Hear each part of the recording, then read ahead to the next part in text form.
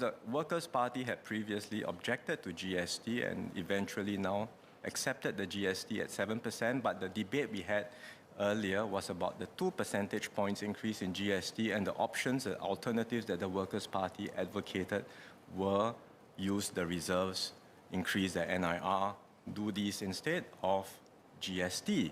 Now that we have implemented GST, as the Workers' Party said with the 7%, now that it's done, we've accepted it. Perhaps Mr. Singh might clarify, you too, perhaps the Workers' Party would accept the 9% as a reality, and would you then also say that the proposals to use more of the reserves by the NIRC, a higher share of NIRC, are therefore no longer relevant, and the Workers' Party is fully consistent with the PAP where it comes to our framework and rules for the use of the reserves? Mr. Speaker, I would say that when we make proposals, it is in the context of what is before us at that point in time. I think that is what I would have to respond with. Now, earlier on in this debate, we had a bit of a back and forth. I think member Mr. Murali Pillai and my colleague, Mr. James Lim, engaged in an exchange about the information that we have to put together policies, budgets, to understand whether whatever we do going forward is going to be sustainable. I put the question to Mr. Murali Pillai about how this, not about how, but what the $40 billion that has been committed by the Minister of Finance is going to go towards.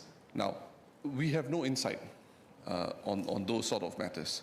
So I cannot make any promise here that we are reneging or stepping back on a commitment to look for expenditures, look for revenues to fund some of these policy objectives. We have been putting out more information already, and we will continue to do so. And if there are specific information that members would like, we will be happy to review. And if there is no security or difficulties, we will certainly want to put them out.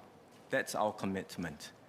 But the basic point I was getting at is whether or not there was a difference. There is a difference in our fundamental fiscal philosophy, and I think that's important, because there was a time when there was alignment in this House between the PAP and the Workers' Party. There was a time under Mr. Lau Tia Kiang where it was very clear the ethos of fiscal responsibility was the same across both sides of the House. It seemed to me that this had changed under Mr. Pritam Singh, that the position had changed under Mr. Pritam Singh. And the Workers' Party, of course, is free to change its position, but I think it should be clear if this is so. As far as the PAP is concerned, our position is quite clear. Doesn't mean that policies cannot change. Of course, we review, circumstances change, we update our policies. But where it comes to certain fundamental principles and values, like fiscal responsibility, a basic orientation, not just to look at today, but for the future. This must never be compromised. This must never change. These principles were put in place by our founding leaders. They have continued under successive leaders of the PAP, and they will certainly continue under my watch.